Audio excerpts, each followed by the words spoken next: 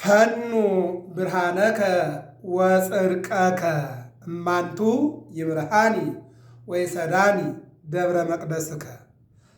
በስመ አብ ወወልድ ወመንፈስ ቅዱስ አሐዱ አምላክ አሜን። በዓለም ላይ የምትኖሩ ኦርቶዶክሳውያን እግዚአብሔር ልጆች ሰላም እግዚአብሔር ይብዛላችሁ። ከታኅሳስ 7 እስከ ታኅሳስ 13 ስብከት ብለን ባለፈው ሳምንት ተማምረናል። ዛሬ ደግሞ ከታኅሳስ 14 እስከ 20 ያለው ብርሃን ነውና እሱም በተመለከተ እንነጋገራለን። በየሳምንቱ በዕለተ ሰንበት የሚቀርበውን ቃለ እግዚአብሔር በዕለተ ዓርብ አስቀድመን እየተማማርን ነውና የጊዜ ባለቤት እግዚአብሔር አሁንም እሱ እንዲያስተምረን መልካም ፈቃዱ ይሁንልን። መጀመሪያ መዝሙሩን፣ ከዚያ ቀጥሎ ደግሞ መልእክታቱን በቅዳሴ የሚነበቡትን፣ ከዚያ የሐዋርያት ሥራ፣ ከዚያ ምስባክ፣ ከዛ ቀጥሎ ደግሞ ወንጌሉን ነው እየተነጋገርን ያለ ነው። የምናቀርበው ዓርብ ነው። ነገር ግን ቃለ እግዚአብሔሩ የዕለተ ሰንበት መሆኑን አስቀድሜ ላስገነዝባችሁ እወዳለሁኝ። እንደተለመደው እንግዲህ አሁን ብርሃን ማለት ምን ማለት እንደሆነ እንመልከት። ብርሃን ማለት ከ9ኙ ንዑሳን በዓላት ሁለተኛው ነው። አንደኛው ስብከት ነው። ሁለተኛው ብርሃን ነው። ሦስተኛው ኖላዊ። ከዚያ ቀጥሎ ያለውን እስከ 9 ባለፈው ተማምረናል። አሁን አልደግመውም። አሁን ግን በአጭሩ ብርሃን ማለት ከ9ኙ በዓላት ንዑሳን በዓላት ሁለተኛው ነው ማለት ነው። እንግዲህ ብርሃን የእውነተኛ ብርሃን መምጣት የተነገረው በአበይት ነቢያት፣ በደቂቀ ነቢያት፣ በአበው አስቀድሞ የተነገረው ብርሃን የተባለ እግዚአብሔር ወደዚህ ዓለም እንደሚመጣ እውነተኛው ብርሃን እንደሚመጣ አስቀድመው ነቢያት ተስፋ ትንቢታቸውን፣ ሱባኤያቸውን ይልቁንም ደግሞ መልእክታቸውን አስተላልፈዋል፣ ጽፈዋል። ምን እያሉ ነው? ከዳዊት ጀምሮ ከዚያም በፊት ያሉት አባቶች ተናግረዋል። ዘመኑን ከዳዊት ከልደተ ዳዊት ጀምሮ እስከ ፍልሰተ ባቢሎን ያለው 14 ትውልድ ነው ብለው አስቀምጠውታል። ይህም የምናገኘው በማቴዎስ ወንጌል ምዕራፍ 1 ቁጥር 6 እስከ 11 ያለው የተጻፈው የሰው ልጆች የዘር ሐረግ ላይ የምናገኘው ነው። ይህም ማለት ምን በካህናትና በመሳፍንት ልጆች ላይ የነበረው መሳፍንታዊ አገዛዝ ተራግፎ ወይም ደግሞ ተወግዶ መንግስታዊ የስልጣን ብርሃን የታየበት ዘመን እንደመሆኑ ይህ ሳምንትም በሕዝብ ላይ የተጣለው የጨለማ አገዛዝ የምን 5500 ዘመን በአዳምና በሔዋን ስህተት ምክንያት በሰው ልጆች ተጥሎ የነበረው የጨለማ አገዛዝ በክርስቶስ በአምላካችን በልዑል እግዚአብሔር መወገዱን የሚያመለክትና የሚያሳይ ይልቁንም ደግሞ በኢየሱስ ክርስቶስ ብርሃንነት የመወገዱ ዜና የሚነገርበት ዘመን ስለሆነ በኢየሱስ ክርስቶስ ያጨለማ መወገዱ የሚነገርበት ዘመን እሱ በማህሌቱ በአውደ ምሕረቱ በሁሉም በኪዳኑ በቅዳሴው ስለ ብርሃን ይነገራል ማለት ነው። ይህን ነው የሚናገረው። ስለሆነም ቅዱስ ዳዊት ብርሃንህን ላክ፣ እውነትህን ላክ እያለ ተናግሯል። ይህንን የተነሳንበት ፈኑ ብርሃነከ ወጽድቀከ፣ ብርሃንህን ላክ፣ እውነትህን ላክ። እግዚአብሔር አምላክ ለኢትዮጵያ ዛሬም ብርሃንን ይላክላት፣ እውነትንም ይላክላት። ዛሬ በዘመናችን ያጣኑ ትልቁ እውነት ነው። ያጣኑ ብርሃን ነው። ሰው ለሰው ጨለማ እየሆነ ሰው ለሰው ብርሃንን መሆን ጠፍቷልና በእውነት የምንናገረው ነገር የጨለማ ንግግር እንጂ የብርሃን ንግግር መሆኑ ጠፍቷልና በእውነት ራእያችን የብርሃን አይደለምና አመለካከታችን፣ ተስፋችን የብርሃን አይደለምና የብርሃን አምላክ ብርሃኑን እንዲገልጥልን መልካም ፈቃዱ ይሆንልን። ቀጥልና በብርሃንህ ብርሃንህን እናያለን። ብርሃን ለጻድቃን ደስታም ለልበ ቅኖች ወጣ ማለት ብርሃን ለጻድቃን ደስታም ለልበ ቅኖች ወጣ ይላል። ምንድን ነው የሚለው? ሐዋርያትን በዚህ በማቴዎስ ወንጌል ምዕራፍ 5 ላይ አንተም ውእቱ ብርሃኑ ለዓለም፣ እናንተ የዓለም ብርሃን ናችሁ። ብርሃን የሆነውን የአማናዊ ብርሃን የክርስቶስን ቃል ለዓለም ትናገራላችሁና፣ ይልቁንም ስለ ብርሃን የሚመሰክሩ አንደበቶቻችሁ፣ ስለ ብርሃን የሚጓዙ እግሮቻችሁ፣ ስለ ብርሃን መጻሕፍትን የሚያገላብጡ እጆቻችሁ እነሆ መልካም አብሳሪዎች ናቸው፣ መልካም ዜና ተናጋሪዎች ናቸው ይለናል። መዝሙር 42 ቁጥር 3 ያለው ቃል ነው።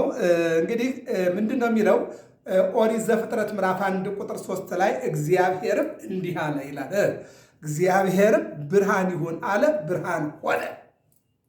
እንግዲህ እግዚአብሔር ብርሃን ነው ስንል ዝም ብሎ አይደለም። ምንድን ነው? ዓለምን በፈጠረ ጊዜ እግዚአብሔር 22 ስነ ፍጥረትን ሲፈጥር ምን ይላል? እግዚአብሔርም ብርሃን ይሁን አለ፣ ብርሃንም ሆነ።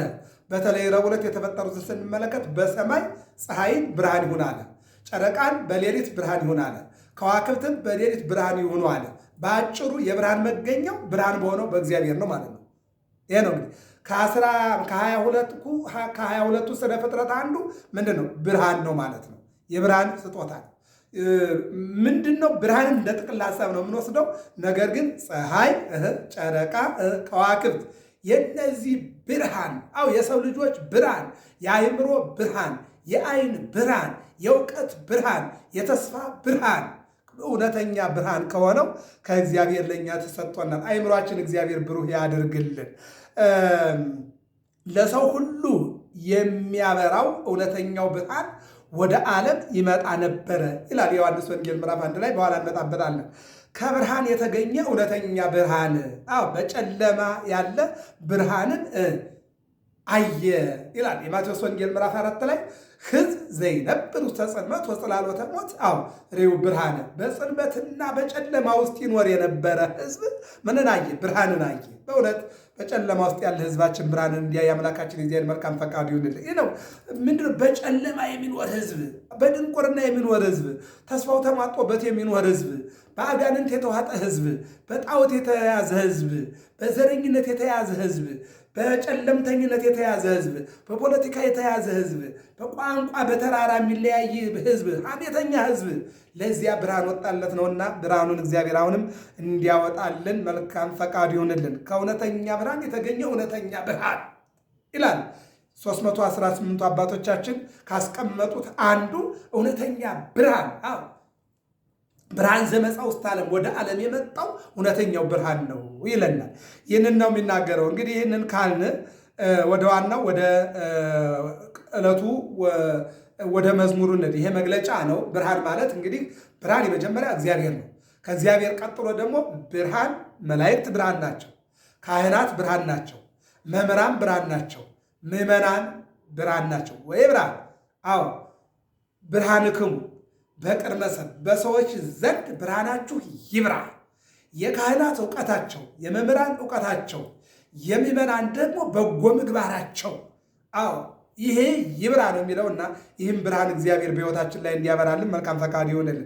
ስለዚህ ብርሃን ማለት እነሆ እግዚአብሔር ነው። ብርሃን ዘበአማን ዘያበርቅ ለኩሉ ሰው፣ ለዓለም ሁሉ የሚያበራ እውነተኛ ብርሃን ማን ነው? ሰው እግዚአብሔር ማለት ነው።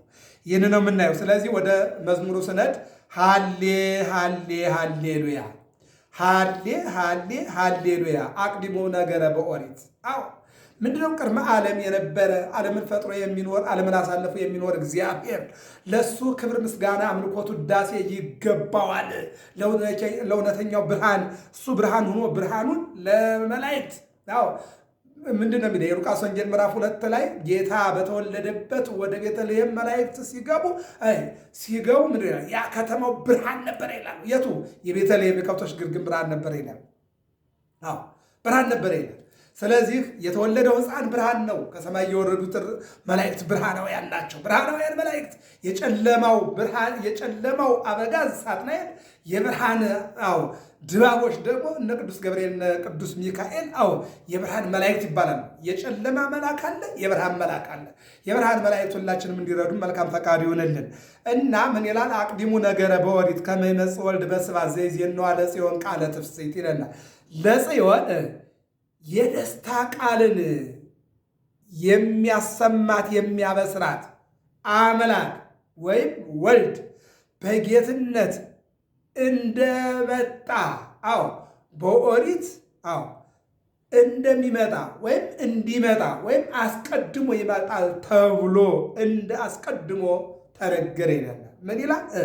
ለጽዮን። በነገራችን ላይ ጽዮን የዳዊት ከተማ ኢየሩሳሌም፣ ጽዮን ታቦተ ጽዮን፣ ጽዮን ድንግል ማርያም ናት። ስለ ድንግል ማርያም አሁን የምንነጋገረው። ለጽዮን የደስታ ቃልን የሚያበስራት አምላክ ወይም ወልድ በጌትነት እንዲመጣ በኦሪት አስቀድሞ ተናገረ። ወይም እንደሚመጣ በኦሪት ማለት በሕግ በሙሴ ሕግ ወይም በአበይት ነቢያት በደቂቀ ነቢያት ማለት አንድም በቃል ነቢያት በጽሑፍ ነቢያት አስቀድሞ ተናገረ። ዳግመኛም የተበታተነውን ይሰበስብ ዘንድ ወደ እኛ መጥቶ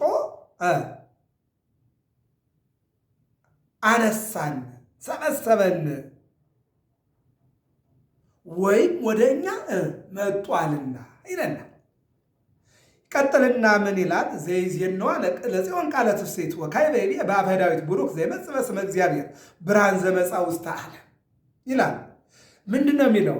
አስቀድሞ እንደሚመጣ በአፈ ነቢያት፣ በትንቢተ ነቢያት፣ በሱባዔ ነቢያት ተናገረ ይልና ዳግመኛ የተበታተነውን ይሰበስብ ዘንድ ወደ እኛ መጧልና በዳዊት አንደበት በእግዚአብሔር ስም የሚመጣ የተባረከ ነው ተባለ ይላል። ቡሩክ ዘይመጽእ በስመ እግዚአብሔር ወካዕበ ይቤ በአፈ ዳዊት። በዳዊት አንደበት አስቀድሞ ከ1000 ዘመን በፊት እነሆ ዓለምን ሊያድን የሰው ልጅን ወዶና ፈቅዶ የሚመጣው እነሆ በእግዚአብሔር ስም የሚመጣው የተባረከ ነው ተባለ። ለዚህ ነው በሆሳዕና በማቴዎስ ወንጌል ምዕራፍ 21 ላይ ሆሳዕና በአርያም ቡሩክ ዘይመጽእ በስመ እግዚአብሔር። በእግዚአብሔር ስም የሚመጣ አንድም በእግዚአብሔር ስም እግዚአብሔር ሆኖ የሚመጣ እርሱ ቡሩክ ነው እየተባለ የተነገረለት ማለት ነው። የተባረከ ነው። እርሱም የጠፋውን ይፈልግ ዘንድ ይላል። ይህ ነው የጠፋውን ይፈልግ ዘንድ የሚመጣው የተባረከ ነው ይለናል። አቤት እናንተ! ማን ነው እሱ? እግዚአብሔር አምላክ።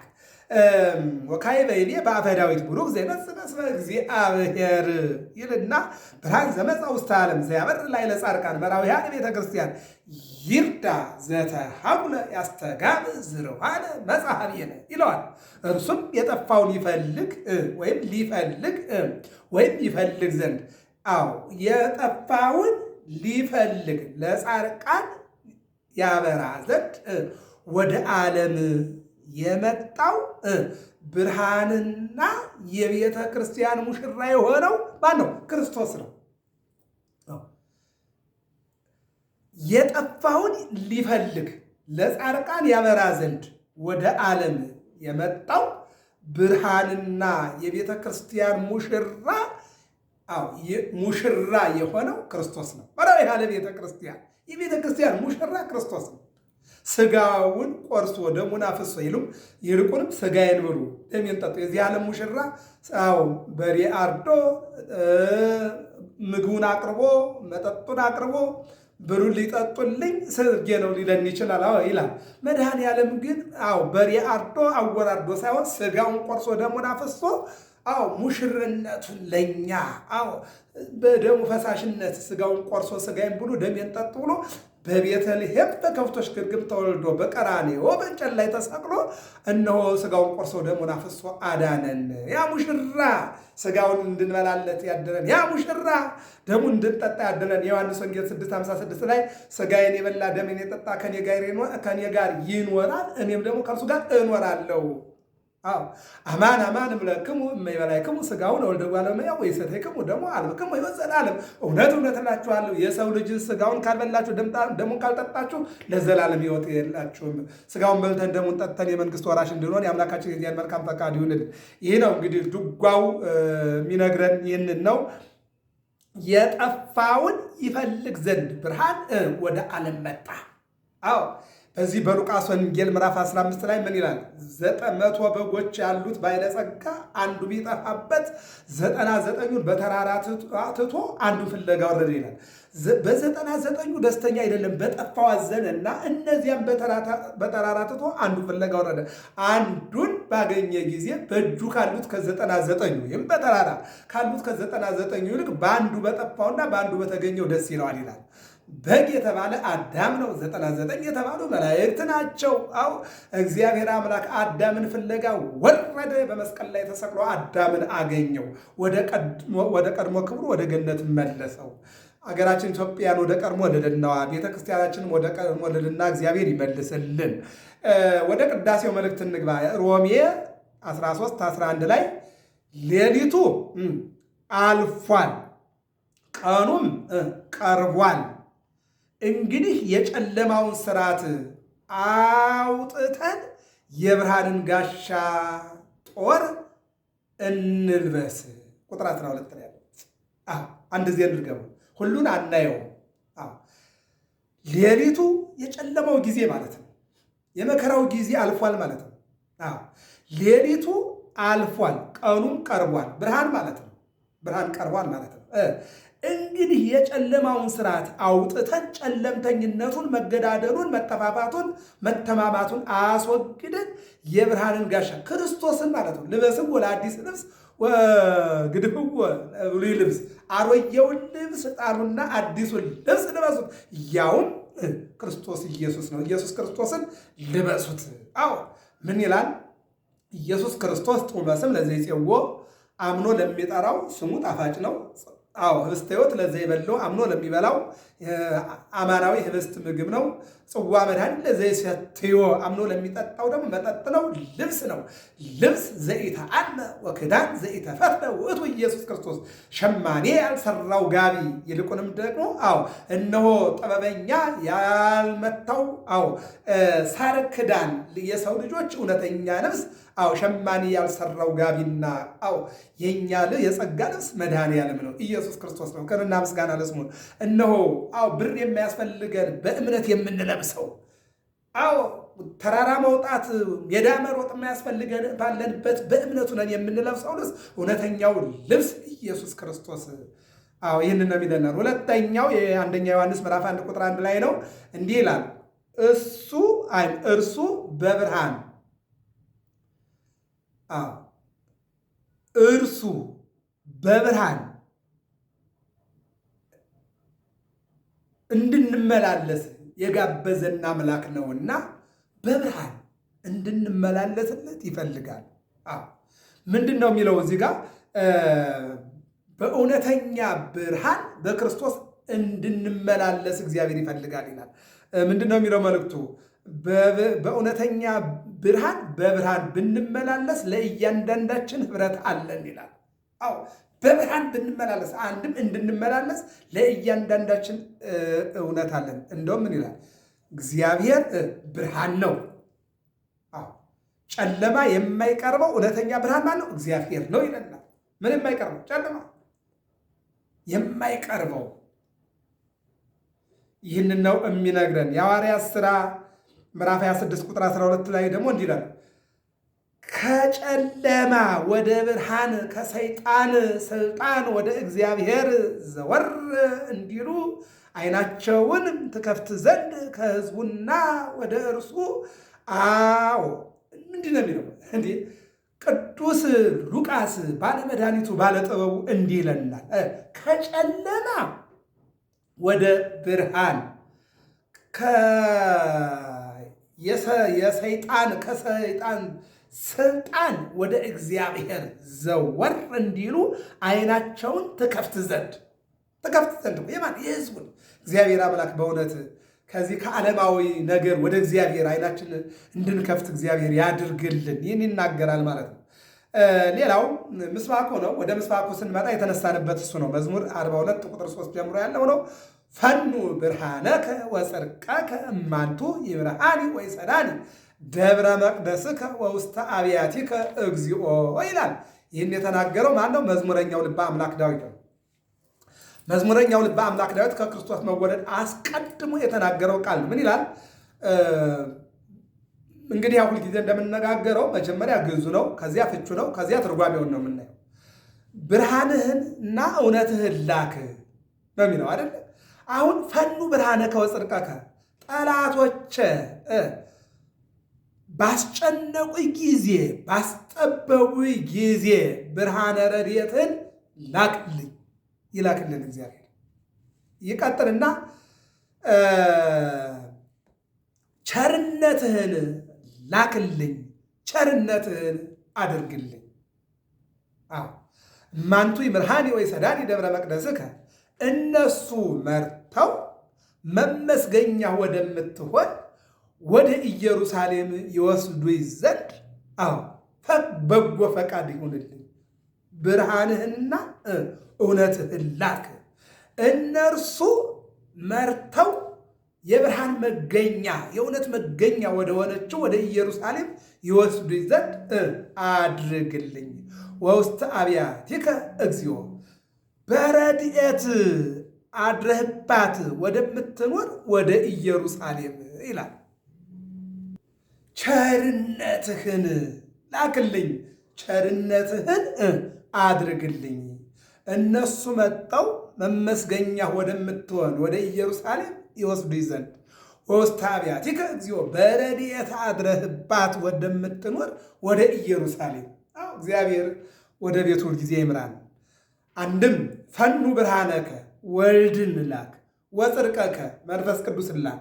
ፈኑ ብርሃነከ ብርሃነከ ሐዋርያትን ላክ፣ ወጽድቀከ ሰብአ አርድእትን ላክ። አንድም ብርሃነከ መስቀል ወጽድቀከ ቀኖትህን ፈኑ ብርሃነከ ሥጋህን ወጽድቀከ ደምህን ላክልን። እሊህ መርተው ወደ ገነት መንግሥተ ሰማያት ያገቡኝ ዘንድ ወውስተ አብያቲከ እግዚኦ ወደ ገነት መንግሥተ ሰማያት ወደ መቅደስህ ያስገቡኝ ዘንድ እግዚአብሔር አምላክ እኔንም እናንተንም ወደ መቅደሱ እንዲያስገባን የአምላካችን እግዚአብሔር መልካም ፈቃድ ይሆንልን። ብርሃንህንና እውነትህን ላክ። ብርሃን ማን ነው? እግዚአብሔር። በሚያስደንቅ ብርሃን ውስጥ የሚኖር ብርሃን እግዚአብሔር። ይልቁንም ብርሃን ዘመፃ ውስጥ ዓለም ወደ ዓለም የመጣ እውነተኛ ብርሃን 5500 ዘመን በጨለማ ተውጦ የነበረውን ዓለም በብርሃኑ አይተዋል። በማቴዎስ ወንጌል ምዕራፍ 2 ላይ ሲወለድ ዓለምን በሙሉ በብርሃን ያጥለቀለቀ አየው ብርሃን የተባለ ክርስቶስ እሱን ላክልን ነው የሚለው ወንጌሉ። የዮሐንስ ወንጌል ምዕራፍ 1 ቁጥር 1 ነው። በመጀመሪያ ቃል ነበረ፣ ቃልም በእግዚአብሔር ዘንድ ነበረ፣ ቃልም እግዚአብሔር ነበረ ይለናል። ይህም በመጀመሪያው ዘንድ እግዚአብሔር ነበረ፣ ሁሉ በእርሱ ሆነ፣ ከሆነውም አንዳች እንኳ ያለ እርሱ አልሆነም ይለናል። በእርሱ ሕይወት ነበረች፣ ሕይወትም የሰው ብርሃን ነበረች። እግዚአብሔር የሰጠን ሕይወት ብርሃን ናት። ብርሃን ነው ማለት የእኛ ሕይወት ብርሃንነቱ ከእግዚአብሔር ስጦታ የተነሳ እንጂ ከእኛ ጽድቅና ከእኛ እውቀት የተነሳ አይደለም። በእርሱ ሕይወት ነበረች፣ ሕይወትም የሰው ብርሃን ነበረች፣ ብርሃንም በጨለማ ይበራል፣ ጨለማም አላሸነፈውም ይላል። ብሉይ ኪዳን ላይ ጨለማ 5500 ዘመን ሲኖር፣ ነገር ግን በእግዚአብሔር ቸር ረድኤተ እግዚአብሔር የእግዚአብሔር ጥበቃ በአበው በሕገ ልቡና በመሳፍንቱ እንዲሁም ደግሞ በአበይተ ነቢያት በደቂቀ ነቢያት በዚህ ሁሉ ዘመን ግን እነሆ ቸርነቱ ይጠብቃቸው ነበረ። ምንም የጨለማ ዘመን ቢሆንም እነሆ ያ ጨለማ ዘመን የእሱን ቸርነት ግን ሊያቋርጠው አልቻለም፣ ሊያስቆመው አልቻለም። ከመከራ ይከልላቸው ነበረ፣ ረሃብ ከጽም ይከልላቸው ነበረ፣ ባህር ከፍሎ ያሻግራቸው ነበረ፣ መና ያወርድላቸው ነበረ፣ ጠላታቸውን ይጠላላቸው ነበር፣ ያስወግድላቸው ነበረ፣ ይመራቸው ነበር። ይህን እያለ ነው የሚነግረን። ብርሃን በጨለማ ይበራል፣ ጨለማም አላሸነፈውም። ብርሃን ባለበት ጨለማ የለም፣ አለቀ። ብርሃን ከጨለማ ጋር የሚያገናኘው ነገር የለም። አማኝና የማያም የሚያገናኘው ነገር የለም። ሐዋርያው ቅዱስ ጳውሎስ በሁለተኛ ቆሮንቶስ ምዕራፍ 6 ላይ ተናግሯል። ጨለማ ከብርሃን ጋር፣ የሚያምን ከማያምን ጋር፣ እግዚአብሔር ከሰይጣን ጋር፣ ቤተ መቅደስ ከጣዖት ቤት ጋር የሚያገናኘው ነገር የለም። እውነተኛ ሰው ከሐሰተኛ ጋር የሚሰርቅ ከሚመጸውት ጋር እውነትን የሚናገር ሐሰትን ከሚናገር ጋር ህብረት የለም። እግዚአብሔር ብርሃን ነው። የእግዚአብሔር ልጆች የሆንን ሁልጊዜ እውነተኛ እንድንሆን እግዚአብሔር ይፈልጋልና እግዚአብሔር አምላክ ሁላችንም እውነተኞች ያድርገን። ይቀጥልና ሁሉ ከእግዚአብሔር የተላከ ስሙ ዮሐንስ የሚባል አንድ ሰው ነበር። ሁሉ በእርሱ በኩል እንዲያምኑ ይህ ስለ ብርሃን ሊመሰክር መጣ። ማን? ዮሐንስ መጥምቅ። ከሱ በኋላ የሚመጣው ከሱ በፊት የነበረ ይልቁንም ደግሞ ዮሐንስ ስለ ብርሃን ሊመሰክር መጣ እንጂ የሚመጣው ግን ራሱ ምንድን ነበር? ብርሃን ነበረ። ዮሐንስ መንግስተ ሰማያት ቀርባለች ሊል መጣ። ከበኋላ ግን ይመጣ የነበረው ራሱ መንግስተ ሰማያት ነበረ። አዎ ይህንን የሚናገር ስለ ብርሃን ሊመሰክር መጣ እንጂ እርሱ ብርሃን አልነበረም። ለሰው ሁሉ የሚበራው እውነተኛው ብርሃን ወደ ዓለም ይመጣ ነበረ። ይህን ነው ለሰው ሁሉ የሚበራው እውነተኛው ብርሃን ወደ ዓለም ይመጣ ነበረ። ያ በነቢያት ትንቢት ተስፋ መጣ ይላል። በዓለም ነበረ፣ ዓለሙም በእርሱ ሆነ፣ ዓለሙም አላወቀውም። የእርሱ ወደ ሆነው መጣ፣ የገዛ ወገኖቹ ግን አልተቀበሉትም። ለተቀበሉት ሁሉ ግን በስሙ ለሚያምኑት ለእነርሱ የእግዚአብሔር ልጆች የሆኑ ዘንድ ስልጣንን ሰጣቸው። እነርሱም ከእግዚአብሔር ተወለዱ እንጂ ከደም ወይም ከስጋ ፈቃድ ወይም ከወንድ ፈቃድ አልተወለዱ። ወደ ወገኖቹ መጣ። አዎ ነገር ግን ወገኖቹ አልተቀበሉትም። ይባስ ብለው በሚስማር ቸነከሩት፣ በጦር ወጉት፣ ወንጣጤ ያጠጡት፣ አምላክ አይደለህም አሉት፣ የዮሴፍ ልጅ ነህ አሉት፣ ሩቅ ብእሲ ነህ አሉት። አዎ ለተቀበሉት ስልጣን ሰጣቸው። ክርስቶስ ተብሎ ክርስቲያን በ40 ቀንና በ80 ቀን ተጠምቀው ልጅነትን እንዲያገኙ አደረጋቸው። ቃልም ሥጋ ሆነ፣ ጸጋና እውነትን ተመልቶ በእኛ አደረ። አንድ ልጅም ከአባቱ ዘንድ እንዳለው ክብር የሆነውን ክብሩን አየን። ዮሐንስ ስለ እርሱ መሰከረ፣ እንዲህም ብሎ ጮኸ፣ ከኔ በኋላ የሚመጣው እርሱ ከኔ በፊት ነበርና ከኔ ይልቅ የከበረ ሆኗል። ስለ እርሱ ያሉት ይህ ነው። እኛ ሁላችን ከሙላቱ ተቀበል፣ በጸጋ ላይ ጸጋ ተሰጥቶናልና። ሕግ በሙሴ ተሰጥቶን ነበረ፣ ጸጋና እውነት ግን ጸጋ ወጽድቅ በኢየሱስ ክርስቶስ ሆነ። ጸጋና እውነት ግን በኢየሱስ ክርስቶስ ሆነልን። መቼም ቢሆን እግዚአብሔርን ያየው አንድ ስንኳ የለም። በአባቱ ቅፍ ያለ አንድ ልጁ እርሱ ተረከው። አይሁድም አንተ ማን ብለው ይጠይቁት ዘንድ ከኢየሩሳሌም ካህናትና ሌዋውያንን በላኩበት ጊዜ ዮሐንስ ምስክርነት ይሄ ነው አለና ይዘጋዋል። የዛሬው ወንጌል ከ1 እስከ 19 ያለው ነው። በአጭሩ ግን ይሄ የሚነግረን ምንድን ነው? ዮሐንስ ስለ ብርሃን ሊመሰክር መጣ። ዮሐንስ ራሱ ግን ብርሃን አልነበረም። አዎ ከኔ በኋላ የሚመጣው ከኔ በፊት የነበረ ይልቁንም ደግሞ የዓለሙ ብርሃን ኢየሱስ ክርስቶስ ነው።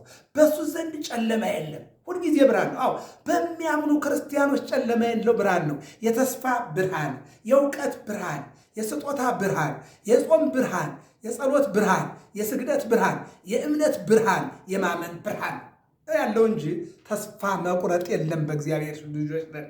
ይህንን ነው የሚናገረው። ይቀጥልና እውነተኛው ብርሃን በኋላ ይመጣ ነበራል። አዎ የትኛው?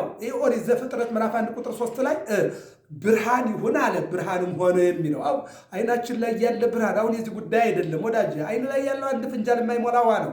የልብ ብርሃን፣ የአይምሮ ብርሃን፣ የተስፋ ብርሃን ለሰው ልጆች የሰጠ መላእክት 24 ኦንላይን ሆነው እንዲያበሩ ያደረገ፣ ካህናት ብርሃን እንዲሆኑ፣ ሊቃውንት ብርሃን እንዲሆኑ፣ ምዕመናን በስራቸው ብርሃን እንዲሆኑ የፈቀደ እግዚአብሔር በሚያስደንቅ ብርሃን ውስጥ የሚኖር ድንግል ማርያምን ቅዱስ ኤፍሬም አንቲ እሙነ ብርሃን፣ የብርሃን እናቱ አንቺ ነሽ። እሱ ብርሃን ሆኖ እሷ ደግሞ ብርሃን የብርሃን እናት እንድትባል ይልቁንም ደግሞ እሷ ምስራቅ ተብላ እሱ ደግሞ ፀሐይ ጽድቅ ብርሃን የእውነተኛ ብርሃን እንድትባል ወኢየዐርብ ፀሐይኪ ወኢይጸልም ወርቂ፣ እነሆ ፀሐይሽ ለዘላለም ብርሃንሽ አይጠፋም የተባለች ልጇ የአምላክ እናት ስትባል የምትኖር እናት ድንግል ማርያም። አዎ ፈኑ ብርሃነከ ወጽድቀከ እማንቱ ብርሃኒ ወይሰዳኒ ደብረ መቅደስከ፣ ብርሃንና ጽድቅህን አንድም ብርሃንህንና እውነትህን ላክልን። ብርሃን የተባለ ኢየሱስ ክርስቶስ ነው። የዓለም ብርሃን በሰማይ በ20 ዓለማት የሚያበራ፣ በልብ የሚያበራ፣ በአይምሮ የሚያበራ፣ በጨለማ የሚያበራ፣ በጉድጓድ ውስጥ የሚያበራ፣ በየትኛውም ቦታ የሚያበራ እውነተኛ ብርሃን ወደ ዓለም ይመጣ ነበርና መጣ ነው የሚለው እኮ ማነው? ቅዱስ ያሬድ። አዎ እንደውም ነቢያት ምን ይላሉ? ያን ብርሃን አይተን አዎ ማእዜ ትመጽእ መቼ ይመጣል ያ ብርሃን መቼ እናየዋለን እያሉ ትንቢት ይናገሩ ነበር ነቢያት፣ አበይት ነቢያት፣ ደቂቀ ነቢያት። አዎ እንደው ምንድን ነው የሚለው? ብታምኚስ ብርሃንሽ ዛሬ ነው። የማቴዎስ ወንጌል ምዕራፍ 21 ላይ ጌታ ራሱ ወደ ኢየሩሳሌም ሲገባ ብርሃንኪ ብርሃንኪ ብርሃንኪ። አዎ ኢየሩሳሌም ወይ ብታምኚስ ዛሬ ብርሃንሽ ነው። ብርሃንሽ አለ። ገብረ መስቀል ሚዲያ ነው። ሰብስክራይብ፣ ላይክ፣ ሼር፣ ፎሎ አድርጉ።